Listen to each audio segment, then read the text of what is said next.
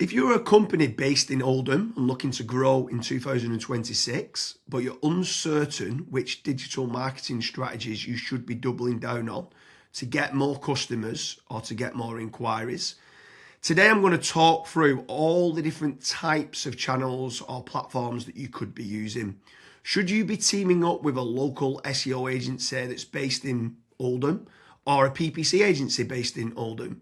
Should you be trying to find a lead generation service that specialises with regards to Oldham enquiries? These are all questions that we get asked quite a lot from business owners and entrepreneurs based in the Oldham, Greater Manchester area.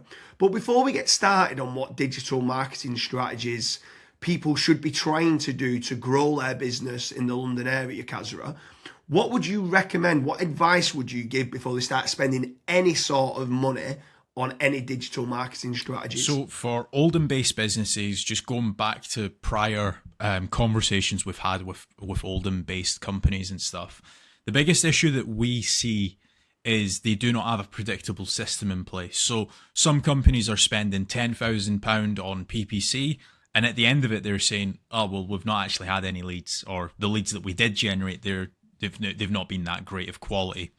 So you want to make certain that you've got a predictable system in place for issues like that. That way you're not burning a load of money. So the number one thing that I would be looking at is, first of all, how much money have I spent per digital marketing campaign? Let's say you might be spending money on PPC, Facebook ads, and also SEO. You want to figure out how much money am I spending across all three of them. Next thing you want to do is you want to figure out how many leads are being generated by all three of these channels, and separately as well. Next thing you want to do is what's the contact rate? Like, for example, PPC might have some great contact rates, whereas Facebook, you might not be able to contact the leads for 2-3 days, or you might not even be able to get in touch with them, right? They might have just filled out the form and then they've just forgot about you. So you want to figure out what the contact rates of those leads are. And then the last, and I would probably say the most important thing, is from the contacted leads, how many of those leads are actually turning into paying customers? Because leads generated versus paying customers are two completely different things. You want to take a look at how many of those leads have actually paid your business, how much money you've actually gotten back. And obviously, the very last thing is obviously return on spend as well. So if you've spent £1,000, have you lost money? Have you gained money? What's the profit margins been? Once you have that system in place, that's when marketing becomes a lot more fun. It's a lot more predictable. You can scale certain campaigns or channels up. Maybe you're spending £2,000 a month on Facebook ads, and then you can actually upgrade that to, let's say, 4,000 if you're getting some really good results. So James, for Oldham-based businesses, what would you recommend for the first marketing channel that they should look at? So step number one for me has got to be branding or brand SEO, and making certain that you're looking good online, you've got a strong reputation. I think everything needs to start, the foundations need to start with a positive kind of brand SERP of who you are and what you do.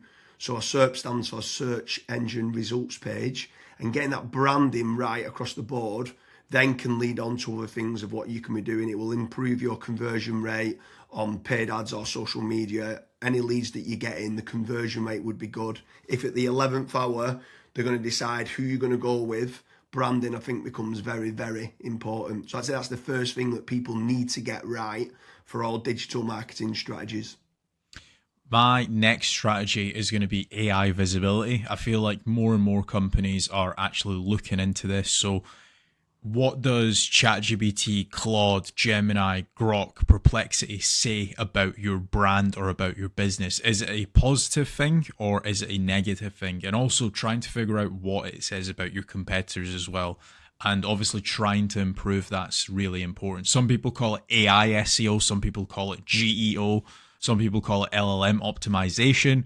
But this is going to be a big thing in 2026 and also in the years to come as well. Yeah, I think that's a huge strategy that people need to be looking at with regards to artificial intelligence. More and more people are obviously using AI.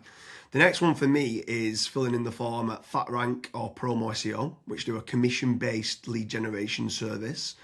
for UK companies looking to grow. I think it's important to be looking at your own digital marketing efforts to generate your own leads, but also if you can use some freelancers and outsource some as well, you've got that diversification of leads.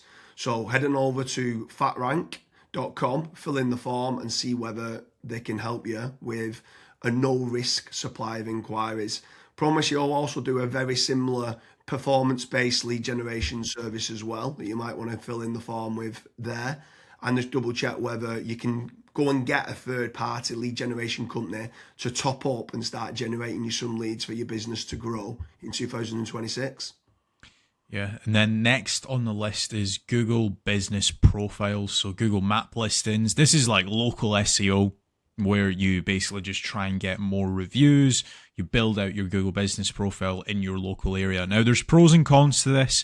I think the biggest pro is that once it is actually ranking, you're going to be consistently generating leads. However, to get from nowhere, like let's say you do not have a Google Maps listing at all, to get it ranking to position number 1, the issue you've got with that is there might be, let's say, a 60 or 100 review deficit. And to obviously get those reviews, you need leads. So it's one of those things. It's like the chicken and the egg. I for one just think it's good for personal branding or for branding of your company. So always try and get the Google Maps listing, but you should always know the pros and cons to it as well. Yeah, for certain. If you're in a local area, you want to try and get those local maps listing. For me, you need to be omni-channel and omnipresent. Yeah. I think the next part is SEO in general, so organic SEO. Can you be building up your website to try and get your website ranking better? If you are in local area, you might want to do your service with the area of where you cover. So like plumbing in Manchester, create a page for that. Hopefully then share that on the Google Business Profile of what you mentioned. But trying to get organic rankings, the amount of search volume that people are out there searching for different services of what you do, or it could be some blog posts that you could be doing as well. There's different strategies on there that you can be doing, but ideally you want good quality content, build up topical authority, and try and get some third-party backlinks to power up the site to get those organic SEO rankings. I think that's another big part that you need to be doing as part of your digital marketing strategies in 2026. Yeah, and then the next one, which kind of ties back to what you were saying before, James, is obviously organic social media. Now, organic social media, I think it's more of a numbers game. So try to create good content that your audience would actually view. Like I see this time and time again where I look at brands and they've just published maybe 4 or 5 posts on their Instagram profile and they've not been active for 3 years, right? That's not going to drive you sales. But if you can do how-tos, if you can do guides, maybe you can do before and afters, right?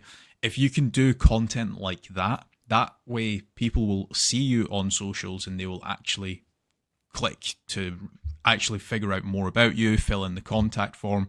The caveat to organic social media, yes, it's free to do. It's not like PPC, for example, but it is very much a numbers game. So you want to be consistently uploading, maybe not every day, but at least 3 or 4 times a week.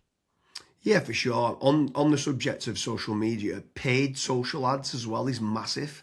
I'm a massive advocate of the kind of the dollar a day strategy of what people talk about. So if you are going to be taking the time to be posting every day, like you mentioned there, for organic social media, just spending a few pounds on those posts and boosting it. So getting case studies, any awards that you've won as well for reputation, and starting boosting that. You can also be running retargeting ads. So if anyone's clicked through to your website, you can be running retargeting, which is paid social as well.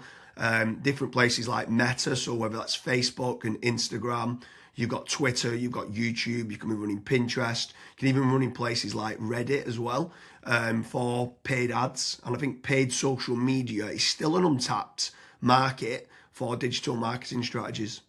Yeah. The next one is it's probably a love-hate relationship. It's PPC, right? Google AdWords or doing it on Bing, wherever. That's basically the sponsored results. So if you search for a service, it's above local SEO. Now, I have spoken, and both myself and James, we've both spoken to so many business owners that are either they've spent 10, 15, 20,000 pound on it, and they've not had a single result, or they might have had a few leads and it's just not been of quality. Or you've got other guys that have spent hundreds of thousands on it and they're like, it's the best thing that's ever happened to my business. Now, the reason why people are either they absolutely love it or they absolutely hate it is probably down to how it's been set up. Like, there's so many different nuances to PPC. Like, for example, having a really proactive negative keyword list, making certain that you have a set of banned IPs. Like, for example, your competitors could be clicking on your ads and that's deemed as what's called click fraud. Making certain that you've got a high converting landing page, making certain that you KPI your sales team. So when a PPC lead comes in, that is one of the first priorities that they actually take when it comes to contacting the lead. There's all of these different nuances, and if you're not on the ball with PPC, it's probably not going to work for your business. However, if you've got a really good, well-refined sales team, you've got a really good landing page, you've got a well-kept, up-to-date negative keyword list, you are using click fraud software, at that point, it will actually probably perform well for you. But again, just know the pros and cons to PPC. Yeah, for sure. There's certainly pros and cons. There's benefits of using it to get instant leads. But like you said, the amount of people that we speak to that have burnt a lot of budget and not had the inquiries and stuff that's come through as part of the digital marketing is pretty scary. While we're on the subject of paid, obviously we spoke about paid social ads, and now you've spoke there about PPC with Google or Bing. I'm going to throw in the mix paid ads on AI platforms. It's not fully rolled out as we're doing this video, but I know that ChatGPT are looking to try and roll out ChatGPT ads. Claude, Perplexity, other kind of LLMs might start rolling it out in 2026. I think if you're one of the early adopters and innovators to get on there, I think you could be getting cheap leads or cheap contact form submissions. So it's something to look out for of doing paid AI listings and ads. I think that could be something to look out for in 2026. Next on the list, and this is a little bit out of control. You do obviously have like forums that you can get your brand mentioned in, like for example, Reddit and Quora. That very much comes down to the after fact. Like, where are your customers that you've been dealing with previously? Are they actually raving and shouting about you? If they are, then that's a very good resource of getting other people recommending you. So if you can get that, again, it's a little bit out of your control, but asking for reviews, asking for them to recommend you to friends, to people, that can obviously generate you a decent amount of leads and inquiries as well. Yeah, for sure. And the add-on benefits to places like Reddit is that it's getting cited so much now in the AI overviews. So when you spoke there early on about AI visibility, if you can try to get a positive kind of lot of people talking about the products and services of what you do and some reviews on there, it's indirectly then going to help you, or directly actually is going to help you with AI visibility. And then the last one for me is tradesman websites, so like Check a Trade, Bark, or teaming up with a third party lead generation company. Something I would say with all of these practices, Kaz touched on earlier about making certain that you understand your KPIs and your ROAS, return on ad spend. I think it's very important for business owners that are doing any sort of digital marketing to be tracking how much time and effort's being put into, let's say, running organic social media or running paid ads. Everything should have KPIs put in place. And this is exactly the same then with tradesman websites like Check a Trade, Bark, Rated People, My Builder. These could all be amazing platforms to generate leads that could get you a positive return on investment. And if you do, you should continue to be using those platforms.